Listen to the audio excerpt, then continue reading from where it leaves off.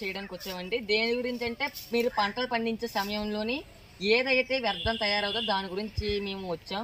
మొదటి ప్రశ్న ఏంటంటే మీరు పంటలు పండించే సమయంలోని ఏ ఏ వ్యర్థాలు తయారవుతాయి?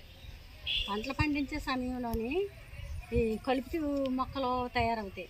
దాన్ని మేము తీసి పక్కన పాడేస్తాం గొట్టిపోయింది. ఇంకా ఇంకా పంట కోసే టయాన్ని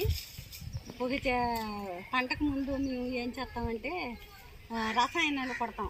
అదే పురుగు రాకుండా ఆ డొక్కులు చెత్త అన్నీ ఒక దగ్గర పోగేసేస్తాం. ఓహో, ఇది మీకు వ్యర్థంగా తయారవుతాయి. ఉదాహరణకి మీరు వరి పంట పండిస్తున్నారు అనుకోండి. ఆ వరి పంట పండించే టైంకి మీ చేతికి వచ్చిన తర్వాత వరి పంట పండించేస్తారు కదా, ఆ వ్యర్థాన్ని మీరు ఎక్కడ పారవేస్తారు? ఒక దగ్గర పోగేస్తాం దాన్ని. ఆ వరి పంటని ఒక దగ్గర పోగేస్తాం.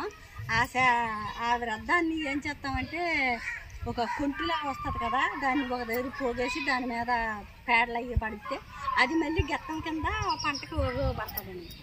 ఓహో, ఈ మీరు గెత్తం కింద చేస్తున్నారు కదా, ఈ గెత్తం కింద చేయడం వల్ల పర్యావరణానికి గానీ మరియు మనుషుల యొక్క ఆరోగ్యానికి గానీ జంతువుల యొక్క ఆరోగ్యానికి గానీ పక్షుల యొక్క ఆరోగ్యానికి ఏదైనా ప్రమాదం ఉందా?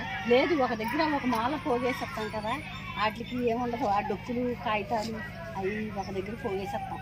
అదే పంటకి పురుగు సంబంధించిన డొక్కులు అవి పోగేసేసి ఇంకా వాటికి మనకి సంబంధం లేదు, ఒక భద్రంగా వదిలేసేస్తాం. చివరి ప్రశ్న, మీరు ఈ రసాయనాలు ఉపయోగిస్తున్నారు కదా, ఈ రసాయనాల ద్వారా ఉత్పత్తి అయిన కెమికల్స్ పర్యావరణానికి చాలా ప్రమాదకరం.